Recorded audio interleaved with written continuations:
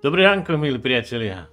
Tak, máme tu ďalší deň a ja by som chcel pokračovať v téme, ktorou som začal včera. Ranná modlitba. Je to povinnosť a je to aj výsada. Môcť sa modliť, to je naozaj úžasná vec.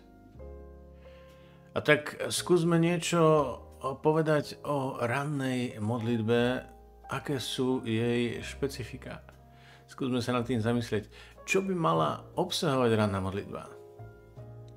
Začíname deň a ako sa hovorí, každý deň má dosť svojich starostí, tak toto povedal Pán Ježiš v Evanjeliu a my si to uvedomujeme, že je to pravda.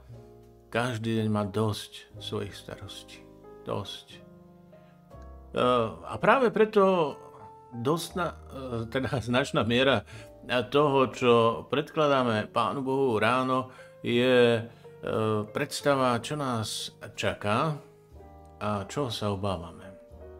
Teda povieme, že je to do značnej miery modlitba prosebná o požehnanie, o pomoc, a najmä keď sme si vedomi niektorých dôležitých momentov, kedy to budeme mať ťažké, a kedy budeme veľmi radi, ak nám Pán Boh pomôže, ak nám trošičku poľahčí to naše bremeno.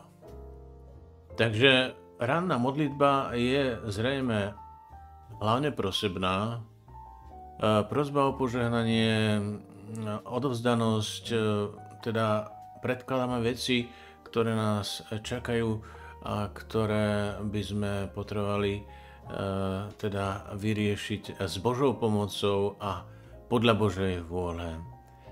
Potom, čo je také charakteristické pre rannú modlitbu, keďže začíname deň, tak ešte nemáme za sebou nič, čo by sme mali ľutovať alebo prebrať alebo riešiť, tak ako to je v prípade modlitby večernej.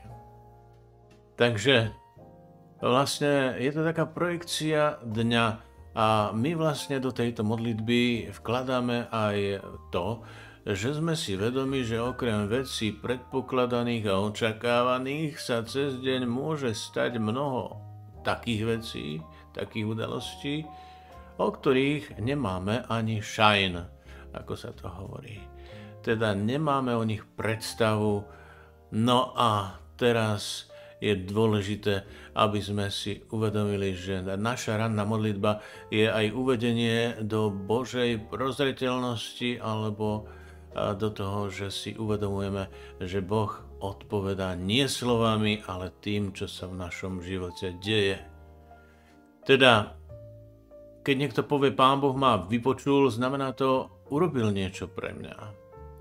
Odohralo sa niečo, čo ma presvedčilo, že Boh naozaj aktívne pôsobí v mojom živote a že to, čo som mu hovoril, nebolo zbytočné, ale že Boh naozaj koná.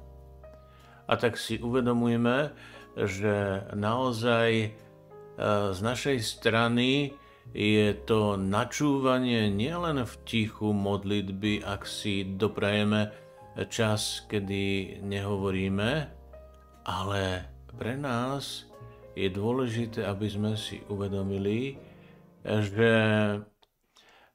počúvanie Boha znamená aj to, že prijímam to, čo sa v mojom živote deje, s pokojom.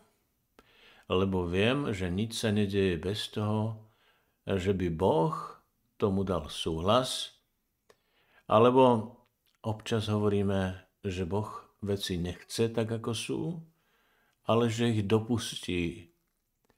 A predsa aj Božie dopustenie je v konečnom dôsledku pre nás určitým plusom, bonusom, lebo aj cez to, čo Boh síce nechce, ale deje sa v našom živote a spôsobuje nám trápenie, sa mnohému vieme naučiť.